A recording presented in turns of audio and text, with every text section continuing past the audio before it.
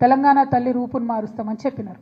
ఎట్లా మారుస్తారండి? ఎందుకు మారుస్తారు? అసలు ఇవాళ అనేకమైన విగ్రహాలు దేశంలో ఉంటాయి. ఒక్కసారి తెలంగాణ ప్రజలందరినీ కూడా ఆలోచించాలని నేను కోరుతా ఉన్నాను.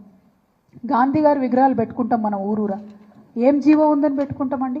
ప్రేమ ఉంది కాబట్టి, మనసు నిండా గౌరవం ఉంది కాబట్టి పెట్టుకుంటాం. అంబేద్కర్ వారి విగ్రహాలు ఉన్నాయి, ఊరూరా ఉన్నాయి, కోట్ల సంఖ్యలో ఉన్నాయి. ఎందుకోసం పెట్టుకుంటాం? ఎవరన్నా జీవో ఇచ్చిరని పెట్టుకుంటామా? పూలే విగ్రహాలు ఉన్నాయి ఇవాళ, ఎందుకోసం అని పెట్టుకుంటాం?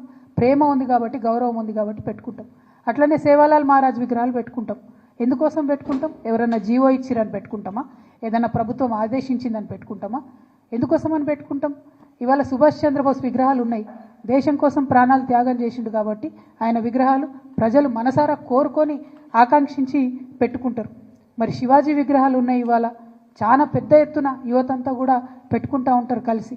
ఎందుకోసం పెట్టుకుంటారు? ఎవరన్నా జీవో ఇచ్చిరని పెట్టుకుంటారా? మరి తెలంగాణ తల్లి విగ్రహాలు కూడా వేల సంఖ్యలో ఉన్నాయి ఇవాళ, ప్రతి గ్రామంలో ఉన్నాయి, ప్రతి చోట ఉన్నాయి.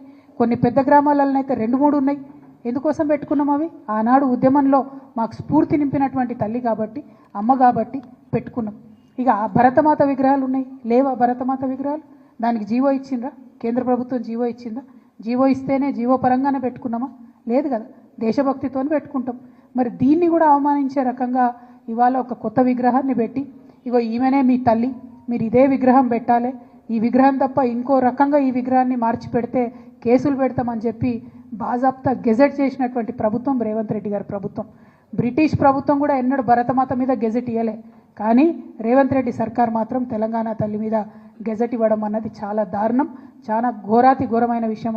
మనం గమనించాల్సిందిగా నేను తెలంగాణ ప్రజలందరినీ కూడా మరి కోరుతా ఉన్నా. అంటే ఇవాళ కాంగ్రెస్ నాయకులు ఎట్లా మాట్లాడుతున్నారంటే, ఉమ్మడి ఆంధ్రప్రదేశ్లో సమైక్యాంధ్రాన్ని కోరుకునేటటువంటి కాంగ్రెస్ నాయకులు ఏదైతే ఆర్గ్యుమెంట్ తీసుకొచ్చిండ్రో, ఏదైతే మాట్లాడినరో అవే ఇప్పుడు వీరు కొనసాగిస్తున్నటువంటి పరిస్థితి. అంటే ఒక వింతవాదం, ఒక వితండవాదం, దానికి కాంగ్రెస్ వాదం అంటాం మేము, తెలంగాణ వాదం అనం. మీరు కాంగ్రెస్ వాదులు, మీరు తెలంగాణ వాదులు కాదు, ముమ్మాటికి కారు కాలేరు. మీకు ఎప్పటికీ కూడా కాంగ్రెస్ ప్రయోజనాలే ముఖ్యం తప్పితే తెలంగాణ ప్రయోజనాలు ముఖ్యం కాదు. ఈ మాట ఇంకొక విషయం, మనందరం ఎందుకు పోరాటం చేసినాం? నీళ్ల కోసం పోరాటం చేసినాం.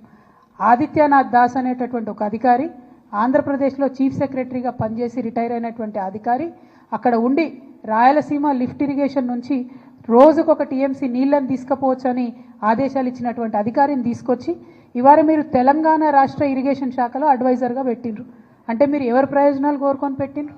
మనకు వ్యతిరేకంగా జీవోలు ఇచ్చినటువంటి వ్యక్తి తెలంగాణ రాష్ట్రానికి వచ్చి మన నీళ్లకు సంబంధించి ఆయన ఏం హామీలు ఇస్తాడు, ఏం అడ్వైజ్ చేస్తాడు అన్నది కూడా ఇవాళ ముఖ్యమంత్రి గారు చెప్పాల్సినటువంటి అవసరం ఉంది. అందుకే మేము చెప్తున్నాం, ముమ్మాటికి మీరు కాంగ్రెస్ వాదులే, మీరు తెలంగాణ వాదులు కావు. మీకు మీ కాంగ్రెస్ పార్టీ ప్రయోజనాలు తప్పితే తెలంగాణ ప్రయోజనాలు మీకు పట్టవు.